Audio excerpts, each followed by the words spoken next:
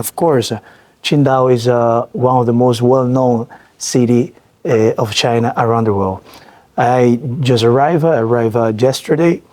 I gave lectures in Binghai University, and we spoke about to sign some memorandum of understanding to strengthen the cooperation in the academic field.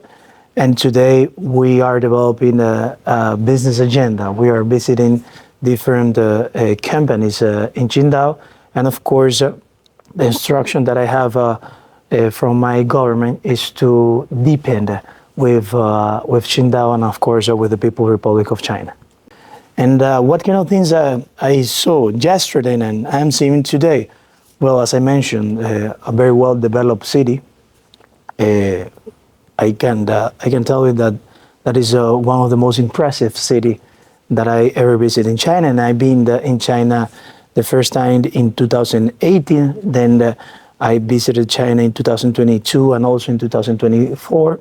I just arrived as ambassador. I turned 4 months, and I will try to, as I mentioned, to deepen in the political relationship, but mainly in our company-to-company, private company-to-company relationship. And I will, of course, encourage the Dominican companies in my country to see what kind of things they can do with the Qingdao's companies. Well, the Dominican Republic is the biggest economy in the Caribbean, and is the fastest growing economy in Latin America and also the Caribbean.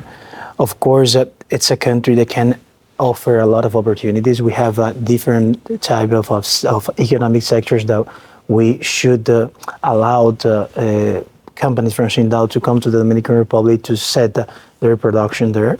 We visited the Green Moon Seaweed Company, and we saw a lot of opportunities of cooperation. And of course, we have this free trade zones, which is quite popular around the world.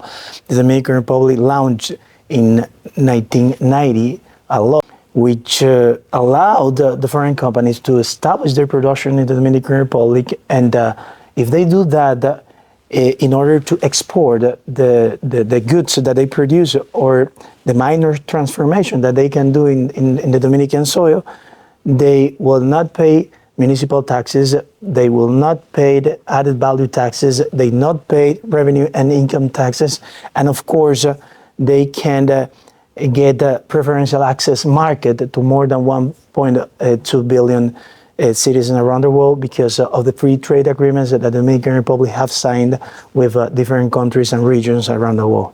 Yeah, one of the things that our embassy is working is to try to strengthen, as I mentioned, the academic cooperation.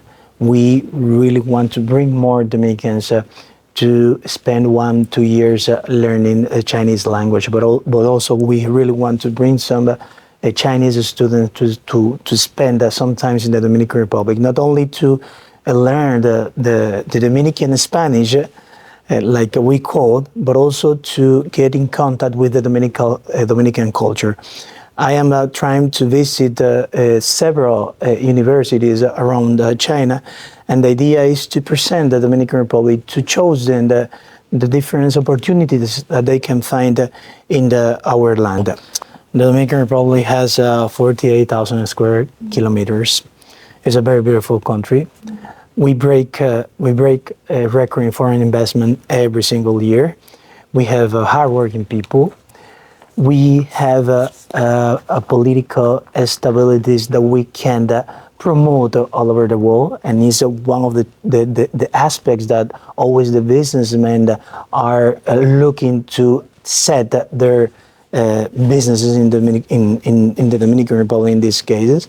If I need to give us some recommendation to the new generation of Chinese in order to bring them to the Dominican Republic, is to apply to the Dominican tourist visa first, and the Dominican Republic embassy will help all of them with that. And after that, we'll provide in the Dominican Republic with our tourism industry, with our tourism guide, all of the services that we have, not only in the capital, Santo Domingo, which is very well known in China, but also in the different places, and they will meet wonderful people.